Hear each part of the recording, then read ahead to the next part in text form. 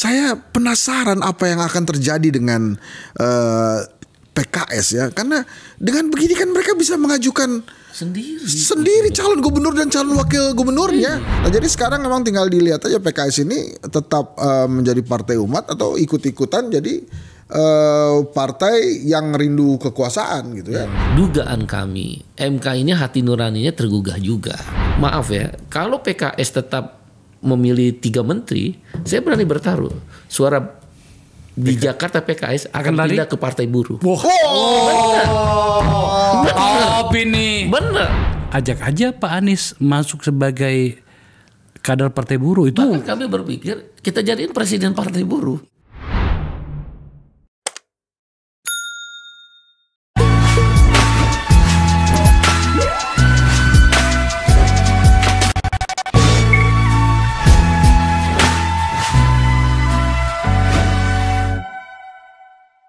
Bagai petir di siang hari bolong, Mahkamah Konstitusi memutuskan sesuatu yang bisa saya katakan memporak-porandakan bangunan dan rencana-rencana politik khususnya pilkada yang sudah hampir mendekati finish. Pada saat kami ngambil gambar ini, putusan itu keluar hari ini tanggal 20 Agustus, dan pendaftaran itu akan mulai dibuka tanggal 27 sampai tanggal 30 atau 29, 30 ya? 29. 29. Ya, cuma 3 hari. Nah, ini tinggal 1 minggu tiba-tiba ada putusan ini. Di mana kemudian putusan ini menyangkut dengan permohonan yang diajukan oleh 3 pihak kalau saya nggak salah. Partai Buruh dan Partai Gelora, dan 1 orang lagi atas nama perseorangan gitu, tentang pasal 40 yang bunyinya adalah partai politik atau gabungan partai politik dapat mendaftarkan pasangan calon jika telah memenuhi persyaratan perolehan paling sedikit 20% dari jumlah kursi Dewan Perwakilan Rakyat atau 25% dari akumulasi perolehan suara sah dalam pemilihan umum anggota Dewan Perwakilan Rakyat daerah yang di daerah yang bersangkutan. Keputusannya yang kita sebut dengan putusan MK nomor 60. Jadi ada putusan nomor 90, ada putusan nomor 60 nih kan. Di mana kemudian mengubah segalanya. Bunyinya seperti ini. Untuk gubernur dan wakil gubernur, A. Provinsi dengan jumlah penduduk yang termuat dalam daftar pemilih tetap sampai dengan 2 juta jiwa, partai politik atau gabungan partai politik peserta pemilu harus memperoleh suara paling sedikit 10% di provinsi tersebut. Jadi 2 juta 10%, kira-kira gitu. Ya. Provinsi dengan jumlah penduduk yang termuat dalam daftar DPT lebih dari 2 juta sampai 6 juta, dari 2 juta sampai 6 juta. Partai politik atau gabungan partai peserta pemilu minimal memperoleh suara sedikit 8,5%. C. Provinsi dengan jumlah penduduk yang termuat dalam DPT lebih dari 6 juta sampai 12 juta, itu partai politik atau gabungan partai politik itu harus memperoleh suara sah paling sedikit 7,5% di provinsi tersebut. Pada poin C ini tampaknya inilah yang membuat ribut sekarang karena menyangkut dengan Jakarta. Penduduk Jakarta itu antara 7 juta sampai 12 juta. Poin D-nya kita bacakan lengkap. Provinsi dengan jumlah penduduk yang termuat dalam daftar pemilih tetap lebih dari 12 juta. Partai politik atau gabungan partai politik itu harus memperoleh suara sah paling sedikit 6,5% di provinsi tersebut. Ada juga untuk kabupaten, itu kira-kira formulasinya seperti itu. Tapi agar kemudian diskusi kita bisa langsung kita mulai dari gubernur tadi. Karena ini related dengan apa yang sedang orang perdebatkan tentang Jakarta. Anies maju enggak? Lawan kota kosong enggak? Ahok maju enggak? Termasuk dengan daerah yang lain. Soal katakanlah Jawa Tengah, apakah putra bungsu presiden Mas Kaisang itu maju juga, karena saya dengar dia diusung oleh Partai Nasdem atau partai apa ya untuk menjadi wakil gubernur di Jawa Tengah berpasangan dengan mantan Kapolda Pak Lutfi. Pak Said, saya mau tanya dulu kepada Anda dulu. Ini gugatan ini kan diajukan pada bulan Mei kalau nggak salah ya. Mei. Iya, Mei. Pada saat itu belum ada ribut-ribut soal pilkada, belum dimulai gitu ya. Betul. Sebenarnya apa tujuan Anda mengajukan gugatan ini? permohonan kepada MK ini? Yang pertama, kita ingin memastikan bahwa demokrasi itu milik semua orang. Semua orang boleh dipilih, semua orang bisa dipilih. Kita agak memprediksi ya, kita agak pesimis dengan demokrasi yang setiap orang boleh memilih dan dipilih dengan hanya mengandalkan yang tadi disebut pasal 40 tadi, 40 ya? 20% dari total kursi atau 25% dari total jumlah suara. Pasti itu partai-partai besar.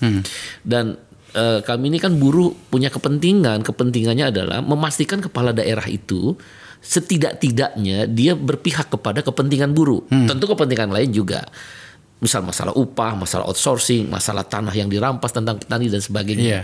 Sehingga kami sadar sebagai partai baru nggak mungkin bisa memenuhi syarat tadi.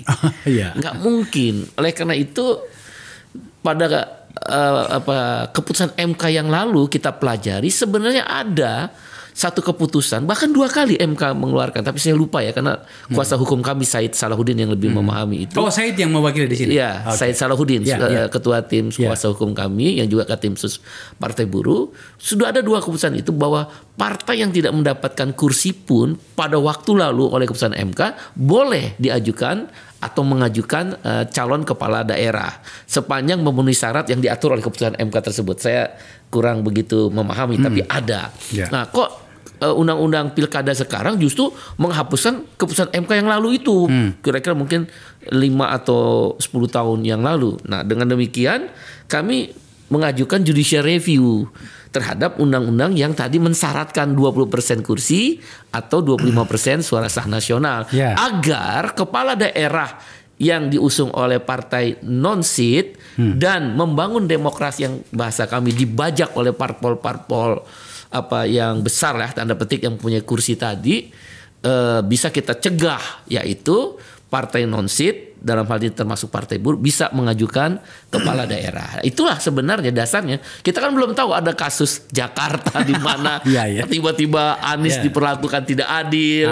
Beberapa daerah banyak melawan kota kosong. Kemudian kekuatan uang kekuatan uang dan iming-iming jabatan menjadi mendominasi ketika memilih calon-calon kepala daerah. Bagi kami itu, bagi buruh kan terasa. Kalau kepala daerahnya tidak sesuai harapan, upah murah, outsourcing bebas, tanah dirampas, petani di penjara, nelayan kesulitan solar.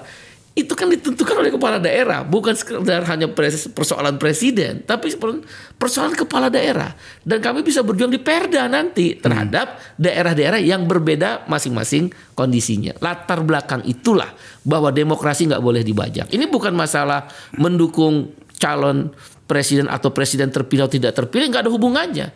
Ini tentang demokrasi. Dalam kasus Jakarta misal, akhirnya belakang kita jadi mengerti untuk kita majuin ini, karena kita udah prediksi. Bagaimana mungkin orang yang disurvei, kalau kita percaya tentang survei, sementara kita percaya tentang survei, bagaimana orang yang melalui survei yang kredibel, terukur, terarah, dilakukan oleh berbagai lembaga survei, rakyat menginginkan si A loh. Tapi oleh partai politik kan dibajak, beli aja semua partai politik sehingga tidak memenuhi syarat yang tadi di tentang kursi dan yang kemudian suara. Kita kenal dengan yang namanya kota kosong ya. Nanti kita bahas lebih jauh di situ. Tapi sebelum saya pindah ke Hensat, Anda pasti kaget bahwa ternyata yang diputuskan MK lebih jauh dari apa yang Anda mohonkan. Betul. Itu gimana ceritanya tuh? Ultra ini ketuanya, ketawanya. Renyah betul. Kita tentu bersyukur ya. Dugaan kami ya hakim kan punya hati nurani juga. Serangan kepada MK oleh masyarakat sipil, terutama kan civil society, termasuk partai-partai yang masih peduli tentang butuhnya demokrasi yang sehat ya, demokrasi yang memberi ruang yang sama kepada setiap orang. Saya rasa hati nurani mereka terketuk juga. Dan kami bahkan ya di Buruh itu ada doa bersama untuk supaya hakim MK ini ada 2 yang kita minta. Kali ini menangin tentang pilkada. Karena ini pertaruhan 5 tahun tentang apa yang kita perjuang. Nggak apa-apa Partai Buruh nggak masuk parlemen, tapi terhadap isu-isu akan menjadi fokus daripada yang terpilih. Ini Anda sudah dicatat dalam sejarah ini. Mengubah konstelasinya. Oke, saya pindah dulu Pak Said ke bosnya lembaga survei kedai kopi, Henry Satrio. Ini memporak-porandakan rencana besar banyak pihak loh ini, Hensat. Enggak, sebetulnya sedikit pihak aja. Cuma berkuasa sedikit pihak ini. Enggak banyak pihak lah. Iya. Jadi gimana? Ya kalau menurut saya ini memang MK luar biasa. Entah ya alhamdulillah juga kemudian dia memutuskan hal-hal yang lebih dari yang dituntut oleh Pak Said Iqbal dan kawan-kawan. Hanya memang akhirnya kita bisa melihat sebuah konstelasi demokrasi yang akhirnya berbeda ya. Beberapa partai politik yang masih bisa punya taji karena memang suaranya cukup untuk mengajukan calon minimal 7,5% itu dia bisa mencalonkan jago-jagonya. Misalnya di Jakarta PDI Perjuangan bisa punya calon sendiri. Bahkan Airin di Banten ya, Golkarnya bisa mencalonkan sendiri. Atau kalau kemudian Golkarnya ternyata tidak mencalonkan Airin, mungkin juga dia dicalonkan oleh partai politik lain selama thresholdnya cukup gitu. Karena 7,5% ini menurut saya bahkan mungkin Banten nggak sampai 7,5% loh. Penduduknya berapa ya? 8,5 dia 8,5. Oh ya, 7,5% ya. Ya. Masuk pada range itu ya. Masuk pada range itu. Nah ini dia yang menariknya. Tapi yang jelas yang kocar-kacir juga ini mahar-mahar yang sudah bertebaran. Kan ada calon-calon yang pasti beli-beli kursi kan supaya dia bisa mencalonkan dirinya gitu. Setelah semuanya diturunkan. Itu tunggu dulu, kita ngomong soal itu yang paling lucu sebenarnya itu tuh. Itu bisa dimintai kembali lah. Ya mestinya bisa minta kembali. Tapi saya belum pernah juga memberikan mahar kan. Bang Akbar ini lebih paham. Oh gini Bang Akbar, Partai Buruh pernah dimintain mahar gak? Atau pernah menerima mahar ya kan? Ini kan saya tahu lah di beberapa daerah, pasti tahu juga lah kan di berbagai daerah dimintai kan gitu. Itu nggak bisa dimintai ulang lagi ya? Ya bisa lah, bisa cuma ya? agak berat aja kan. sudah diberikan kan minta laginya agak berat juga karena kan biasanya tidak ada tanda terima kan. Iya. Oke, kita identifikasi dulu Bapak-bapak. Jadi putusan ini kita identifikasi apa kira-kira dampaknya. Pertama, memporak-porandakan. Saya gunakan kata yang sedikit agak dramatis ya. Sebab sejujurnya ya memang porak-poranda juga. Ya. Ada partai yang setengah mati jual mahal karena dia menjadi penentu apakah cukup 20%, tetapi dengan putusan ini maka dia langsung diabaikan. Ya. Yang harusnya harga maharnya tinggi tiba-tiba korting besar kan kira-kira gitu. Ya. Yang kedua adalah ini yang paling saya pengen tahu dari Hensa sebenarnya. Pengkondisian, kita sudah memulai tadi dengan kata kotak kosong ya. Pengkondisian itu yang tampaknya terbaca dari KIM, Koalisi Indonesia Maju itu masih efektif nggak dengan situasi ini? Gimana itu? Itu semua memang tergantung dari bagaimana sandraan para ketua umum itu berlaku ya. Jadi artinya kalau mereka merasa dirinya bebas menentukan maunya sendiri, itu akan bebas-bebas saja. Tapi kalau kemudian mereka menyandrakan dirinya demi kekuasaan di pemerintah pusat, ya keputusan MK ini tidak akan berarti apa-apa. Misalnya, mestinya kan dengan hal seperti ini MK PKS misalnya di Jakarta bisa menarik dukungan dari Ridwan Kamil dan kemudian bahkan mencalonkan Suswono jadi gubernur. Tidak perlu lagi menjadi wakil gubernur. Karena mereka pemenang di Jakarta kan? Iya, mereka bisa sendiri. Buat apa jadi wakil gubernur kalau saya bisa mencalonkan gubernur sendiri? Gitu ya. Nah, ini dia nih. Nah, ini kan bisa sendiri dia. Dan dia bisa. PDI Perjuangan pun begitu. Iya. Jadi artinya konstelasi Gerindra, Nasdem pun saya rasa bisa. Nggak sampai kalau Nasdem. Ya 22. Tidak sampai 7,5%. 7,5% sampai. Enggak, di Jakarta hanya sampai. Bang. Ada 4 partai yang bisa. Iya. Ada 4 partai, PKS, PDIP, Gerindra dan Nasdem. Bisa dia. Iya. Jadi artinya memang konstelasinya bisa berubah-berubah tergantung dari dia cukup bisa konsisten dan independen nggak sebagai partai politik. Kalau gitu saya layani lu ngomong soal ini. Iya. Artinya lo pengen ngomong bahwa Anies yang dicalonkan oleh Nasdem itu bisa. Kalau Nasdemnya berani mah bisa. Loh dia sudah pergi kok. Lah kan sekarang keputusannya baru. Iya. Senin harga naik, Selasa harga turun lagi Bang. Kan gitu kira-kira ini kan. Jadi kan gini loh. PKS dia mau gubernurnya dari kadernya. Ya oke lah. Kemarin Suswono jadi wakil gubernur. Cuma karena keputusan MK yang sekarang ini dia bisa naikkan Suswono jadi gubernur. Calon gubernur. Anies memang agak sulit posisinya karena dia bukan dia tidak punya partai. Dia tidak punya partai. Makanya seandainya Partai Buruh cukup, mungkin atau barangkali gabungan dengan Partai Gelora cukup, itu bisa ngusung kan gitu ya. Nah, iya bisa ngusung. Karena kan kalau dari yang ini kan kalau kita lihat PKS dia sulit, PDI Perjuangan sulit karena ada Ahok kan. Iya. Nggak ada Ahok pun ada. Ini bicara tentang Anies ya. Bicara tentang Anies nih. Okay. Gerindra mana kecil kemungkinannya lah dia mendorong Anies kan karena sudah awal-awal langsung Ridwan Kamil bahkan lebih dulu dari Golkar. Iya. Memang tinggal Nasdem bekerja sama lah sama PKB itu kira-kira begitulah. Tapi kan seberapa punya keberanian nih mereka. Sekarang kan MK sudah mencontohkan, ini gue berani loh. Gitu kan. Nah ini kan tamparan pertamanya di Golkar nih yang sedang saat ini kita melaksanakan taping ini kan sedang munas dia. Nih gue berani loh, lu pada berani nggak? Menurutmu? Enggak lah. Sebenarnya kalau PKS kembali kepada Anies dan Sohibul Iman bisa kan? Bisa sendiri. Bisa sendiri. Anies kembali kan alasan PKS pindah ke dukung karena nggak cukup. Iya. Sekarang kalau emang alasannya itu dan konsisten terhadap alasannya, balik aja ke Anies Sohibul Iman. Pertanyaan yang sama yang saya berikan ke Hensa tadi. Menurut Anda PKS berani nggak? Harus berani. Enggak, gue tanya berani nggak? Nggak berani. Tapi kalau kita lihat di sosial media kan habis itu PKS. Enggak, soalnya kan begini, saya tadi bilang kan ini yang mengajukan judicial review adalah Gelora dan Partai Buruh gitu kan. Ini kalau pendukungnya PKS yang juga pendukungnya Anies memahami bahwa gara-gara Gelora lah kartu Anies bisa hidup lagi walaupun belum tentu hidup. Ini kan bisa pindah juga pendukungnya Anies yang tadinya pilih PKS ke pilih Gelora. Itu dia risikonya. Nah, iya, harusnya gitu kan PKS berterima kasih sama. Tapi saya dengar Gelora ditegur. Nah itu persoalan. Oh iya. Oh gitu. Iya kan sama-sama tadi kita duduk. Jadi kita tanya kuasa hukumnya kan.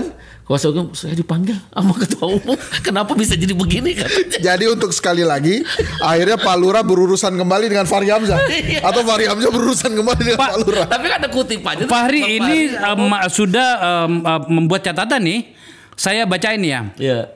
Supaya fair lah, karena kebetulan ya kita membicarakan sahabat kita. Ya. Pertama, Partai Gelora dan Partai Buruh mengajukan gugatan ke MK pada tanggal 20 Mei 2024, jauh sebelum riuh pilkada. Ya. Yang kedua, materi gugatan khusus untuk partai non-seat agar suara sahnya dijadikan threshold meski tak ada kursi. Jadi suara sah non-seat dimasukkan dalam perhitungan 25% suara sah, 25%. Ya. 3. Gugatan sama sekali tidak menyentuh syarat 20% kursi atau 25% suara sah. Betul. Ini sebenarnya yang membuat berantakan semua ini. Yang keempat, tapi MK membuat ultra petita atas sesuatu yang tidak dimohonkan penggugat dengan menurunkan threshold suara sah dari 25% menjadi tergantung jumlah penduduk. 5. Di sisi lain syarat 25% kursi masih berlaku dalam undang-undang. 6. Keberlakuan putusan MK ini memerlukan aturan baru atau PKPU untuk memastikan syarat partai non-kursi untuk ikut pilkada karena gugatan khusus terkait prasyarat partai non-seat. Kita pahami maksudnya. Tampaknya kita harus berdiskusi juga dengan Pak Fahri soal ini ya. Tapi kita kembalikan ke forum kita. Kita langsung saja lah kita bahas dulu tentang Jakarta ya, karena ini kan tampaknya yang paling seksi lah. Iya, paling seksi. Jadi tampaknya kota kosong tidak jadi nih Pak Said. Ya, di mana-mana tidak akan terjadi. Bisa saja. Tadi kan Hensat mengatakan bisa saja kalau ada yang berani, gitu kan? Yang berani ya. Dikondisikan oleh Kim ya. Apapun namanya kan partai penguasa itu punya power lah untuk itu. Kalau begitu berarti dengan melihat catatan perilaku elit partai-partai itu, tampaknya Anies sangat kecil ruangnya. Karena Nasdem telah menyatakan memasuk dalam koalisi pemerintahan, PKB juga begitu. Belum lagi soal bagaimana rencana muktamar NU yang saya nggak ngerti bagaimana PKB. Ya kan gitu. Kalau begitu berarti tinggal nantinya hanya ada 2. Kim, dalam hal ini RK Suswono, dan PDI Perjuangan. Kabar-kabar yang saya dengar sejak putusan ini, PDIP akan mengajukan calon sendiri karena cukup. Selain dengan calon independen, Pak Dharma Pongrekun dengan akun itu. Apa catatan Pak Said soal ini? Ya PDIP harus konsisten, jangan mencela-menceli. pada waktu sebelum keluar keputusan MK ini, PDIP kan dengan tegas menyatakan siap mendukung Anies dengan memasangkan calon wakil gubernurnya dari PDIP, ya, bahkan di sosial media banyak beredar Rano Karno misalnya, ataupun calon-calon dari PDIP lain. Nah, jangan kemudian mentang-mentang ada ruang yang memberikan keleluasan kembali kartu mati menjadi kartu hidup dari PDIP, dia tinggalkan lagi suara yang dikehendaki oleh rakyat Jakarta. Siapa yang dikehendaki oleh rakyat Jakarta? Anies, kalau kita berdasarkan survei. Bagaimana kalau kemudian ternyata dengan karakternya PDIP mereka disiplin dengan kader, dan di situ ada kadernya yang surveinya juga bagus loh, bernama Ahok. Berarti mereka telah mencederai apa yang telah diputuskan oleh MK yang dengan penuh kebenaran. Tadi saya bilang, dugaan kami MK ini hati nuraninya tergugah juga. Nggak mungkin lah masa orang yang menang dikalahkan hanya karena kekuatan uang, membeli partai politik memenuhi 20% kursi dan atau 25% suara. Itu kan sudah di luar nalar yang dibangun oleh kekuatan koalisi partai-partai politik itu, sehingga MK punya keberanian. Nah, harusnya kejernihan hati dan pikiran atas kehendak rakyat ini dimanfaatkan oleh PDIP. Kan PDIP menyatakan PDIP akan bersama rakyat. Nah, sekarang begitu ada peluang kekuasaan bisa direbut lagi di tiap-tiap pilkada, rakyatnya ditinggal lagi. Ntar dulu, saya pada bagian itu ada beberapa pembenaran yang saya bisa pahami. Tapi kan logika saya ya, PDIP kan mengeluarkan pernyataan bahwa bisa melirik Anies ketika Anies ditinggalkan oleh partai-partai yang awalnya mengusung dia itu kan Nasdem, PKB dan PKS. Pada saat yang bersamaan mereka punya kader juga yang kebetulan bagus, dia punya survei juga. Ketika putusan ini keluar, seharusnya Pak Said menggugatnya jangan ke PDIP dong, ke partai pengusung awalnya Anies kan, ya, ada betul. 3. Betul. Tadi Hensat sudah mengatakan berani nggak, sudah dijawab sendiri, kayaknya nggak berani. Ya, tentu saja ada berbagai alasannya. Jadi menurut saya kalau kemudian PDIP mengusung kadernya sendiri, logis saya, menurut saya sih tidak perlu kita salahkan sih. Gimana kalau logika itu dipakai? Kalau secara logika bisa diterima, tapi sekali lagi kembali pada hati nuraninya. Pada waktu Partai Buruh menggugat, itu adalah kesadaran bahwa demokrasi sedang dibajak. Nah, kita berharap PDIP menyatakan diri sebagai partai yang akan bersama dengan rakyat. Pidato-pidato Ibu Mega yang begitu menggugah kesadaran tentang bahwa hak rakyat adalah hak yang tertinggi, harus itu dipertahankan. Dan nampaknya PDIP akan menjadi oposisi. Kalau dia oposisi, maka dia akan membutuhkan suara rakyat kan. Karena kalau dia sendiri untuk melawan yang berkuasa tidak mungkin, pasti selalu kalah. Di parlemen kalah, di pemerintahan kalah. Nah, oleh karena itu kami sebagai partai yang menggugat terhadap pasal ini mengharapkan sekali agar PDIP konsisten. Kita runtuhkan demokrasi yang ingin dibangun hanya berbasis partai politik. Betul, boleh. Tapi persoalannya hukum tertinggi kan keadilan, bukan hanya norma. Itu yang kita harapkan dari PDIP. Tampaknya Pak Said sebagai Ketua Umum Partai Buruh yang mengajukan ini, yang memberikan kita rasa bahagia, ternyata pada beberapa bagian keadilan itu masih bisa kita harapkan. Bahkan dari MK yang pernah mencederai kita pada putusan 90 itu ya.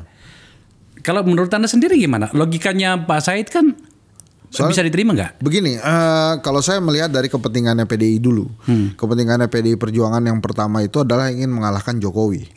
Kalau dari hasil survei tidak perlu Anies Baswedan, tapi Ahok pun bisa mengalahkan jagoannya Kim, karena Ridwan Kamil dibandingkan Ahok masih jauh juga. Ahoknya juga masih lebih tinggi. Ada faktor wakilnya yaitu PKS. PKS ke sana, kemungkinan untuk mengalahkan Ahok menjadi tanda petik agak besar.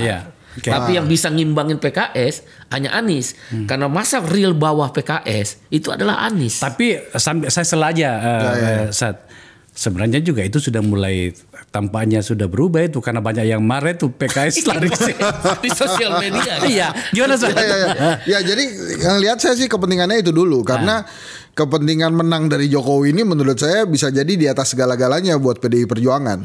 Maka dia akan pertimbangkan itu. Jadi kalau dihitung ulang misalnya Ahok saya cukup, misalnya dia pasang Basuki Cahayapurnama Rano Karno gitu ya, itu mungkin menjadi kuat juga itu karena kekuatan sidul anak sekolahan ini di Jakarta tidak bisa dianggap remeh. Maka memang Anies Baswedan harus diparkir dulu gitu. Tapi bisa saja kemudian terjadi deal khusus gitu ya. Kalau memang kan Mas Anies juga ada keselnya pasti kan dengan Kim ini kan. Gara-gara Kim inilah dia nggak bisa maju juga. Ya mereka bersatulah misalnya Anies Baswedan jadi salah satu tim kampanyenya PDI Perjuangan juga bisa aja gitu kan. Biar nambah suara apa? kan ada teori musuh dari musuhmu adalah temanku itu kan. Ya mungkin ini juga dipakai juga ya kekuatan-kekuatan ini bersama-sama. Karena menurut saya begini, ada sisi PDI Perjuangan mempertimbangkan kader karena faktor jejak digitalnya Anies Baswedan juga terhadap mereka gitu ya. Kecuali kemudian memang terjadi kesepakatan Anies Baswedan dengan kadernya PDI Perjuangan. Tapi ini juga menurut saya sih akan kecil kemungkinannya mengingat PDI Perjuangan banjir kader juga di Jakarta. Keinginan dari Bang Iqbal ini masuk akal juga. Jadi kan ini udah ada kesempatan, lo jangan gitu dong. Ini kan ada kesempatan calonin Anies nih, calonin Anies kalian. Kalau mau bikin kesel orang itu sekalian aja gitu kan gitu. Jangan itu bisa juga begitu kan. Nah makanya ini akan menarik juga nih di Jakarta. Tapi memang saya penasaran apa yang akan terjadi dengan PKS ya. Karena dengan begini kan mereka bisa mengajukan sendiri calon gubernur dan calon wakil gubernurnya. Bisa terserah Soebul Iman Suswono bisa. Coba kita sedikit agak dalam dikit. Peluang PKS, karena kita bicara tentang PKS ini kan lucu saja. Dia kan pemenang pemilu di Jakarta. Kok mau jadi wakil gitu loh? Iya. Ya sorry teman-teman PKS, saya mau menggugat bagian itu. Ya kan? Anda kan pemenang pemilu di sini, kenapa mau jadi wakil? Satu. Yang kedua, katakanlah misalnya kita gunakan kata yang tidak nyaman bernama khawatir dan ketakutan atas berbagai faktor seperti yang kita dengar di banyak tempat. Apakah PKS mengalami itu? Kita kan nggak dengar ada kadernya yang bermasalah kan? Nah, saya rasa nggak begitu. Tapi bisa saja PKS karena lama tidak berbuka puasa. Nah ini saatnya berbuka puasa, berada di dalam kekuasaan. Saya dengar 3 menteri itu kan lumayan. Itu beneran 3 menteri itu? Ya konon lah, gitu kan. Ini kita tanyakan saja dengan teman-teman PKS itu kan tadi Bang Akbar kan logikanya kalau hanya Wagub ya. Kalau hanya Wagub kenapa cuma Wagub? Enggak logik menurut saya. Tapi kan pasti ada plus-plusnya. Iya, kalau seandainya saya kader partai PKS, saya akan bilang enak aja. Kita pemenang loh. Setengah mati kita bertarung di lapangan, kenapa cuma mau jadi wakil? Nah itulah. Benar nggak logika saya? Benar. Itu kan? Benar. Saya nggak ngarang loh pas. Iya benar. Jadi kan, tapi kan sekarang kondisinya begini nih, mereka pasti rapat kan. Kita lebih penting mana? Dapat 3 menteri apa kita bisa mengajukan calon kita? Pasti pertanyaan selanjutnya adalah kalau kita ajukan calon kita, kira-kira kita menang nggak? Anies bersama kita nggak? Kalau Anies sama PDI Perjuangan ntar kita zong juga. Udahlah di sini aja. Karena akhirnya hitung-hitungannya begitu. Semuanya berhitung dari awal. Tapi ya menurut saya ya, ini mohon maaf juga nih teman-teman PKS. Kalau kemudian ternyata 3 menteri itu begitu menggiurkan, maka mereka tidak akan cabut dukungan. Karena buat mereka akhirnya kalah atau menang sama aja, yang penting 3 menteri kan. Pak Said, ini Hensat sudah mulai jauh nih. 3 menteri atau maju sebagai calon gubernur tanpa ada jaminan menang. Ya kan? Karena Jakarta ini loh. Tentu membutuhkan resources politik segalanya yang mahal. Logika Pak Hensat Anda bisa pahami nggak? Bahwa kemungkinan PKS lebih memilih misalnya kalau benar 3 menteri. Harusnya PKS belajar dengan PDIP. Keteguhan dalam membawa tentang ideologi partai, cita-cita partai, suara konstituen, itu akan memetik hasil. Ya, ini kesempatannya. Partai Buruh sebenarnya ketika mengajukan ini kan sebenarnya juga nggak akan menduga kasus Jakarta akan muncul. Cuma kami punya keyakinan bahwa kalau kita konsisten terhadap sebuah cita-cita demokrasi yang kan serikat buruh itu kan sangat cair tadinya. Sekarang tiba-tiba kita menjadi sebuah partai yang terdiri dari berbagai macam serikat buruh dan serikat petani, ada cita-cita yang dibawa. Ini hanya masalah waktu. Maaf ya, kalau PKS tetap memilih 3 menteri, saya berani bertaruh. Suara di Jakarta PKS akan pindah ke Partai Buruh. Bener. Loh, kenaikan kursi di PKS tidak menutup kemungkinan karena dia mendukung Anies. Ya. Ketika Partai Buruh menyatakan bahwa kasih Anies ruang yang sama, ini kan Partai Buruh bukan berarti akan berhadapan dengan presiden terpilih. Enggak, kita nggak ada masalah dengan Pak Presiden Prabowo Subianto, nggak ada masalah. Bahkan dalam berbagai kesempatan kami mendukung sepanjang hak-hak buruh dilindungi, dikabulkan isu-isunya. Tapi ini satu tentang cerita demokrasi yang begitu bagi buruh itu dicederai banget gitu loh. Kok Anda membajak sebuah sistem di mana karena kekuasaan itu ada. Itu kalau nggak ada keputusan MK kan PDIP aja ditinggal kok. Partai pemenang pemilu loh. Betul. Kan nggak masuk akal kalau kita, kan saya sering ke Eropa, ke Amerika, belajar ke Amerika Latin, di Venezuela baru kemarin Maduro kembali menang. Di mana ketika rakyat sudah menentukan, tidak tergambar di lembaga survei, kalau kita percaya dengan itu, kasih dong ruang yang sama. Memang ketika Maduro menang di Venezuela, lawan politiknya dan Amerika selalu bilang curang. Memang itu biasa. Nah, kami bukan tentang Aniesnya. Yang kami persoalkan adalah tentang demokrasinya. Bahkan kami akan sampaikan nanti ke KPU, kalau kamu main-main, ini kan PKPU bisa dimain-mainin juga, diulur-ulur ya. Kita mau demo dalam waktu 2 hari ke depan karena kami membutuhkan demokrasi yang sehat, demokrasi yang memberi ruang yang sama, bukan tentang Anies. Ya, ini saya suka ini cara berpikir ini. Jadi pemirsa, ada pernyataan besar dari Ketua Umum Partai Buruh hari ini, bahwa kalau PKS sebagai pengusung utama Anies sejak dari awal, ternyata tetap lebih memilih, katakanlah seperti yang disampaikan Hensa tadi, benar adanya, entah juga itu benar gak sih? Nggak tahu tuh, desas-desus. Nah, itu bisa saja suaranya PKS bisa bergeser ke Partai Buruh pada pemilu berikutnya. Meskipun dalam catatan politik kami di sini, karena kami punya big data di sini, itu jarang terjadi. Tapi ya siapa tahu ini. Saya malah memberikan tawaran yang lebih baik, Pak Said. Ajak aja Pak Anies masuk sebagai kader Partai Buruh itu. Bahkan kami berpikir kita jadiin presiden Partai Buruh kayak Macron. Cakep ini. Macron itu ketika dia memutuskan keluar dari pertarungan Partai Sosialis dan Partai Konservatif di Prancis, Macron berpikir karena rakyat itu udah jenuh. Kalau dua pertarungan partai ini kok hanya sistem yang tidak dibangun, tapi lebih pada koalisi-koalisi yang mementingkan kekuasaan. Maka kemudian di sosial media kan terjadi tuh di Prancis dalam beberapa pemilu. Macron milih, oke, sebagai Menteri Keuangan kan, gue keluar dari zona nyaman. Gue mau bertarung, gue bikin partai kecil. Cuma kan di sana kan pemilihan presiden dulu baru legislatif, tidak ada presidensial threshold. Ini kalau nggak ada presidensial threshold, Partai Buruh bisa memajukan calon sendiri dengan model Macron. Anies pimpin aja Partai Buruh, jadi presiden Partai Buruh. Tapi Pak Said, Anda bisa memberikan masalah bagi Pak Anies. Kenapa? Pak Anies itu sudah diidentikan lebih dekat ke kelompok Islam. Tiba-tiba dia menjadi presiden Partai Buruh, itu berantakan semua itu persepsi orang gitu. Oke, saya ke Hensat. Kita sudah membicarakan Jakarta nih, bahwa ternyata ini bisa kita lihat ya beberapa hari ke depannya. Kan masalahnya kan pendaftaran tinggal beberapa hari nih. Ya 27 sampai 29 masih mungkin, paling 1 minggu gitu ya. Di daerah juga kita harus membicarakan daerah loh. Betul. Ada banyak daerah ini yang tampaknya itu juga dikondisikan seperti itu. Sumatera Utara misalnya, Sulawesi Selatan juga. Apalagi Kalimantan Timur misalnya. Terutama di Papua, Bang. Papua bahkan itu.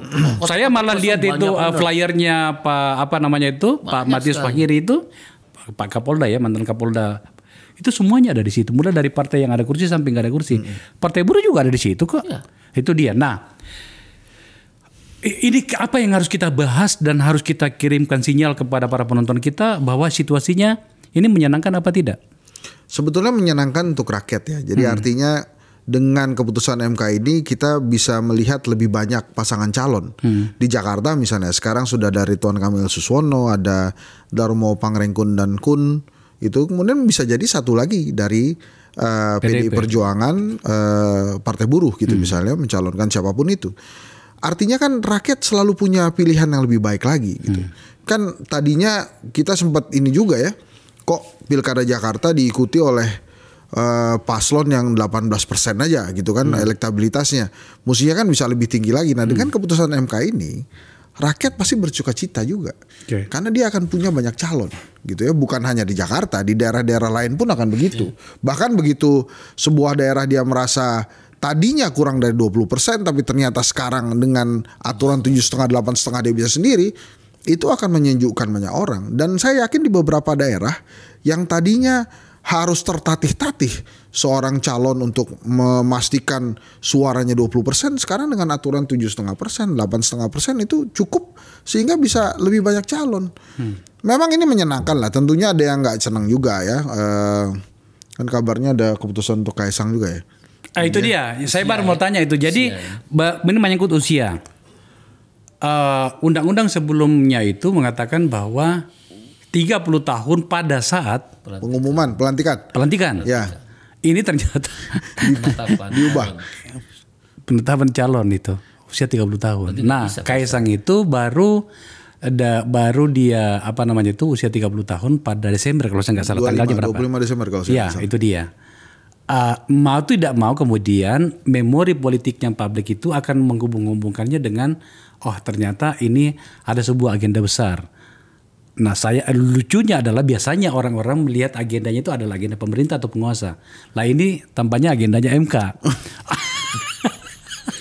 Ini gimana? Coba apa yang kita bisa dengarkan dari Hensat soal ini? Ya, saya ingin mengutip tadi perkataan Presiden Partai Buruh Pak Said Iqbal bahwa kali ini nampaknya MK menggunakan hati nuraninya terhadap keadilan. Jadi kalau Bang Akbar Faisal juga baca tentang hasil amar putusan itu, dia mulainya dengan demi keadilan. Demi keadilan. Jadi itu nampaknya yang digarisbawahi oleh MK, dan dia mengembalikan lagi keadilan di masyarakat gitu. Nampaknya tidak semuanya lah bisa didapat oleh Presiden Jokowi. Jadi ada agenda-agenda yang mungkin juga perlu juga diberikan sanggahan sedikit-sedikit gitu ya. Jadi apa yang dilakukan MK ini dengan kata-kata demi keadilan, entah Dewi kebaikan mana yang hadir di MK itu, yang jelas hari ini kok banyak yang sumringah gitu ya. Iya. Memang terutama Pak Iqbal nih dari tadi ketawa melulu nih. Memang Anies Baswedan belum tentu bisa mencalonkan diri, tapi minimal dia ada cerca harapan lah. Dia mungkin bisa membuka komunikasi dengan Partai Buruh, dengan PDI Perjuangan gitu ya.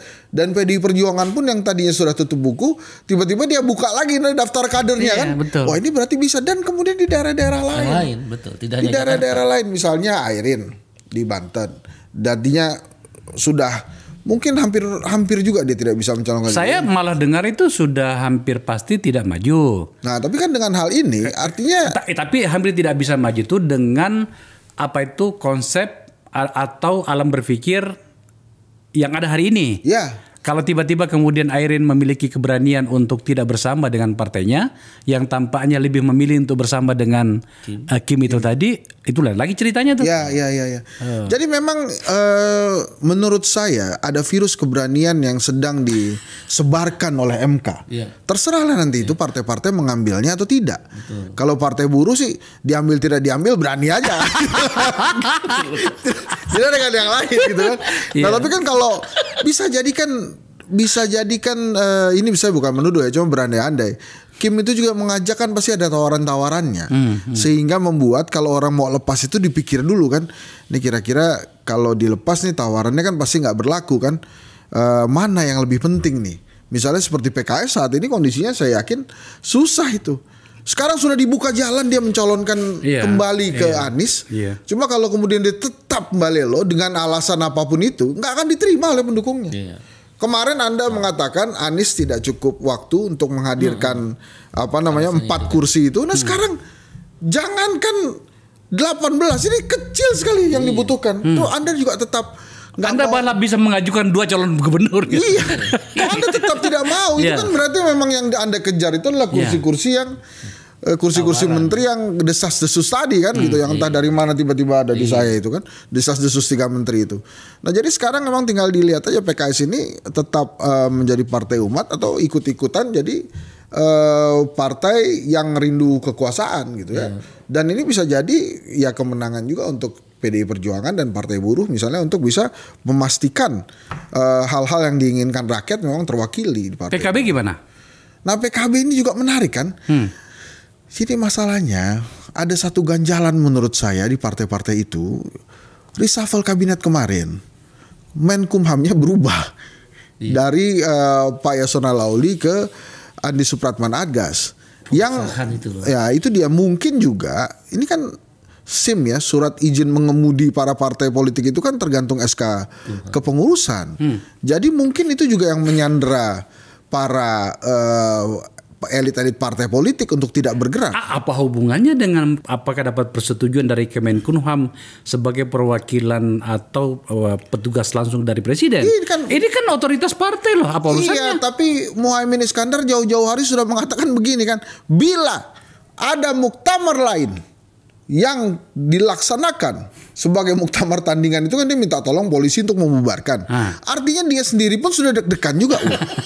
Ada muktamar tandingan nih, kemudian muktamar tandingan ini tiba-tiba 1 hari lebih awal daripada pengesahan dia sebagai pengurus, kemudian mendaftarkan kepengurusan itu ke bisa berantakan itu. Berantakan itu sudah pernah terjadi kan? Bisa katanya Pak Erlangga itu jangan sampai tinggalkan kursimu, berdiri sebentar bisa lewat. Nah itulah, itu kan yang ditakutkan. Golkar pernah merasakan itu, P3 pernah merasakan itu. Jadi ya itu menjadi faktor. Nasdem gimana? Juga. Nasdem kan saya rasa sudah berdamai dengan Pak Jokowi ya, karena Siti Nurbayanya kan tidak jadi di reshuffle kan, itu sebagai tanda-tanda juga tuh ya, karena Anda patuh dan baik maka menteri Anda satu-satunya ini ya bertahan lah, tapi jangan main yang lucu-lucu lagi kan, deg-degan juga pasti. Saya mau tanya beberapa hal ke Pak Said, tapi pada bagian ini saya mau tanya gini loh bro, ini kan kita sudah 79 tahun merdeka. Di forum saya ini mengalir deras isu dan ide tentang berikut dengan gagasan menyangkut dengan itu. Apa yang saya maksud adalah, wahai para pengelola partai, perbaikilah situasi kita. Munculkan keberanian ketika harus muncul keberanian itu. Munculkan ide gagasan tentang masa depan. Nah, ini kan salah satu pintu yang sudah dibuka Pak Iqbal dengan gugatannya kepada MK dan disetujui. Bahkan pintu lebih dibuka lebih lebar dibanding apa yang dia minta gitu loh. Kenapa kemudian Hensat seperti tidak terlalu yakin bahwa pintu itu berani partai-partai ini membukanya lebih lebar sesuai dengan apa yang dilakukan oleh Pak Said? Ya takutlah mereka, kan ketakutan terbesarnya menurut saya tidak disahkan kepengurusan mereka dan lebih disahkan kepengurusan yang lawannya. Itu kan yang paling menakutkan gitu kan. Yang kedua saat Fermin Verfak itu KPU yang di bawah kontrol kekuasaan, dia bisa menentukan bisa ikut sebagai peserta pemilu atau tidak. Situasi itu kita alami. Karena Verfak itu kalau mau jujur, PDIP juga nggak lolos. Yang aktif pemenang pemilu susah bang, kan dengan rumus-rumus itu tadi, 1 gugur diganti sekian ratus KTP lagi, wah berat. Nah, karena kita kan sistem prosedural administratif yang menentukan partai politik itu bisa ikut pemilu.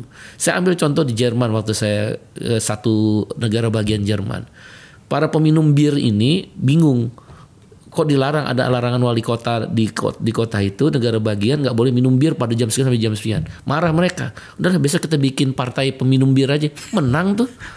Nggak pakai syarat-syarat yang susah. Artinya kita mau bayangkan Indonesia itu harusnya kesempatan setiap orang tuh sama.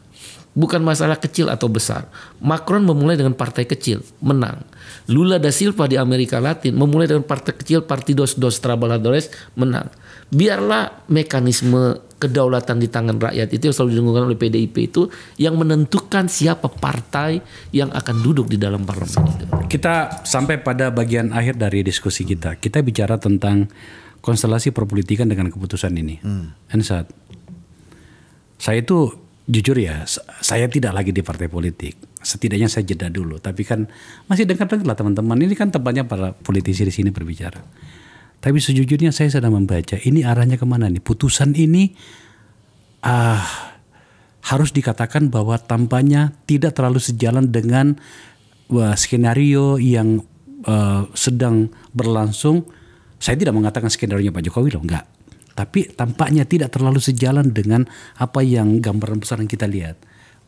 Apa pendapatmu soal itu? Ya, saya setuju, Bang. Ini keputusan yang akhirnya bisa saja memporak-porandakan situasi bagaimana penguasa ingin menguasai dominan setiap daerah yang strategis dengan Kim atau Kim plus tadi gitu ya. Dengan turunnya threshold ini bisa membuat partai-partai politik juga sadar bahwa mereka bisa mencalonkan sendiri calon-calonnya.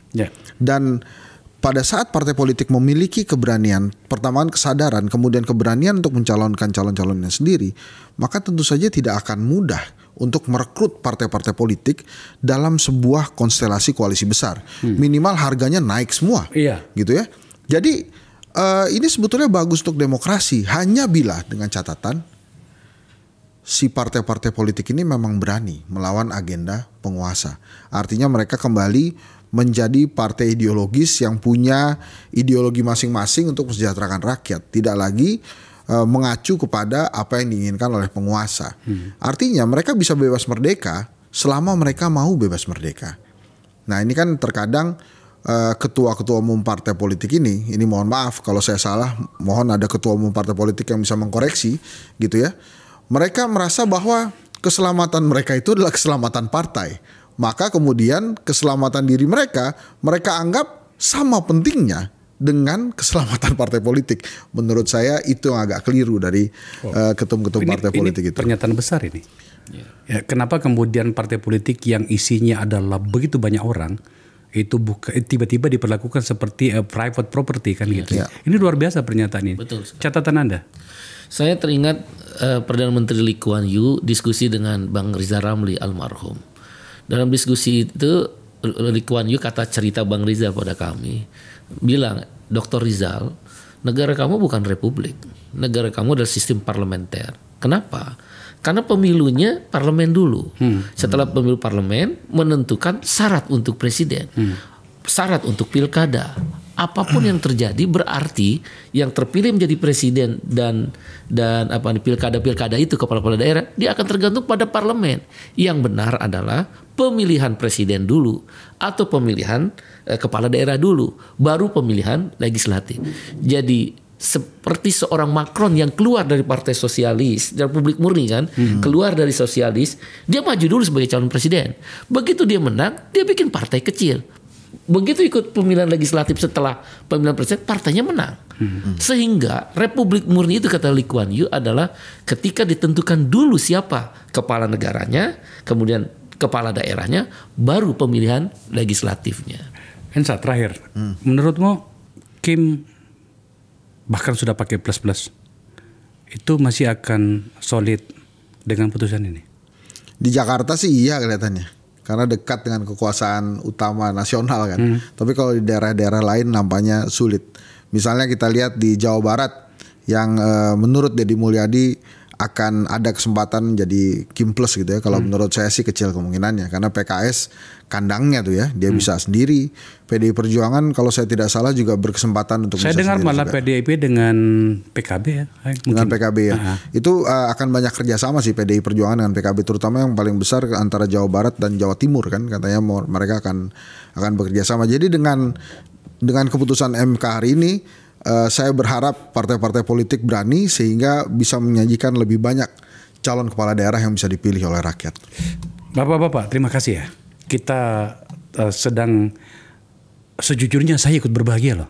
Iya. Karena terbuka ruang bagi orang-orang yang potensial untuk maju dan mendapatkan kepercayaan rakyat itu hidup lagi pada saat beberapa hari yang lalu mungkin kehilangan harapan. Anda berdua membahasakan situasi ini dengan sangat baik. Pak Iqbal, Pak Henry Satrial, makasih. Sama-sama, Bang Akbar. Pemirsa, luar biasa. Sekali lagi luar biasa. Saya yakin selama seminggu ke depan, sampai tanggal 29, karena pembukaan pendaftaran 27 sampai 29, akan banyak akrobatik politik. Mulai dari tingkat Jakarta dalam di pusat, sampai ke tingkat daerah. Saya bahkan dari tadi ini telepon saya ini nggak berhenti kerang-kering nih nyari informasi. Lawang saya juga kagak ngerti, makanya aku undang 2 orang ini. Apapun namanya, Indonesiaku, ya teman-teman semuanya, kita harus terus bercakap-cakap. Hari ini ada sebuah langkah yang dicatatkan oleh, setidaknya diwakili oleh 3 orang sebagai penggugat, pemohon kalau di MK. Pak Iqbal mewakili buruh dan dari Partai Gelora, dan ada satu lagi perorangan. Mohon maaf saya lupa namanya. Kita lihat. kita sedang berjalan menuju arah yang terang, atau sebenarnya ini hanya sebuah kamuflase untuk tetap bertahan di dalam kegelapan. Kita lihat. Saya tentu saja optimis, tapi kita lihat. Sekali lagi, kita lihat. Terima kasih.